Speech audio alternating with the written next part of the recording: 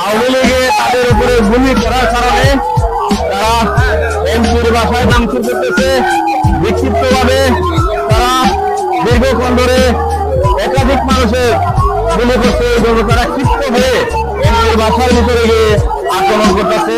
দীর্ঘক্ষণ ধরে এখনো মাঝে মধ্যে এখান থেকে গুলি আসতেছে। আমরা এই মুহূর্তে অবস্থান করতেছি দিনাজপুরের এমপি